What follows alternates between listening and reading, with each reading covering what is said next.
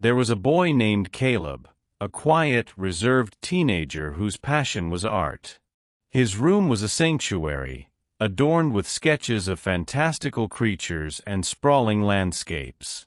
But the centerpiece was a tall antique mirror that leaned against one wall, its ornate silver frame tarnished with age. Caleb's mother had picked it up at an estate sale, marveling at its craftsmanship. Caleb didn't care much for the mirror. It felt out of place among his work, reflecting his messy room with an eerie clarity. But one evening, as he worked on a particularly intricate drawing of a misty forest, something about the mirror caught his eye. It wasn't his reflection, it was the way the forest he was sketching seemed to bleed into the mirror's surface. At first, he thought it was a trick of the light. But when he tilted his head, the trees in the reflection didn't move in sync with him.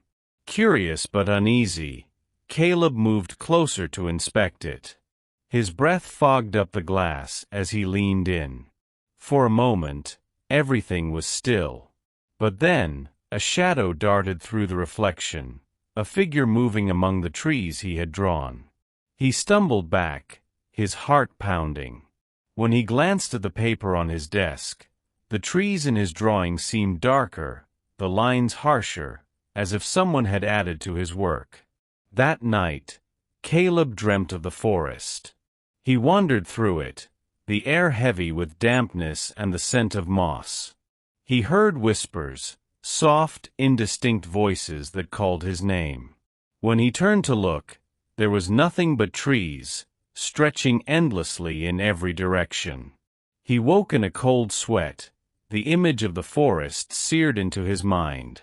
Over the next few days, the mirror became more peculiar.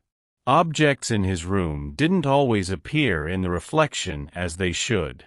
His desk chair would be turned the wrong way. A book he knew he had placed on his bed wouldn't appear at all. And always in the background, the forest loomed, growing denser and darker. One evening, as Caleb stared at the mirror, determined to understand what was happening, he saw himself step into the frame. Except he hadn't moved.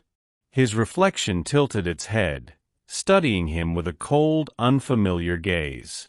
Then it smiled, a slow, deliberate grin that spread too wide across its face. "Come closer," it whispered, though Caleb's lips hadn't moved. His pulse raced. "Who are you?" he managed to croak. "I'm you," the reflection said.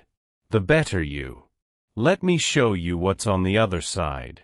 Against his better judgment, Caleb reached out, his fingers brushing the cool glass.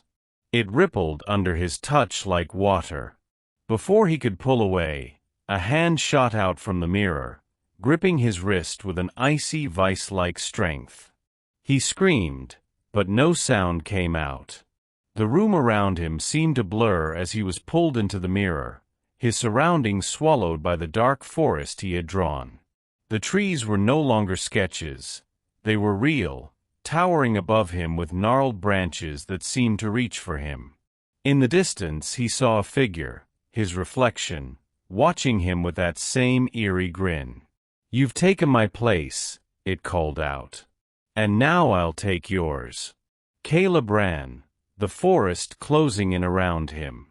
The whispers grew louder, more insistent, calling his name. He tripped and fell, the ground damp and cold beneath him.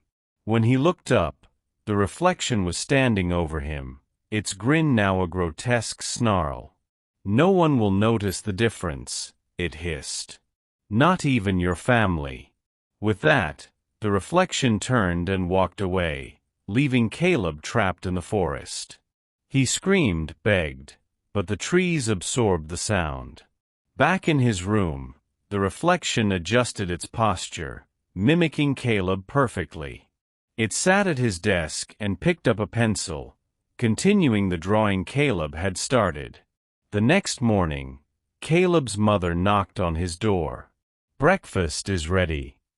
"Coming, Mom," the reflection replied, its voice indistinguishable from Caleb's. In the mirror, The real Caleb pounded against the glass, his cries silent as his doppelganger stepped into his life. The forest grew darker behind him, and the whispers never ceased.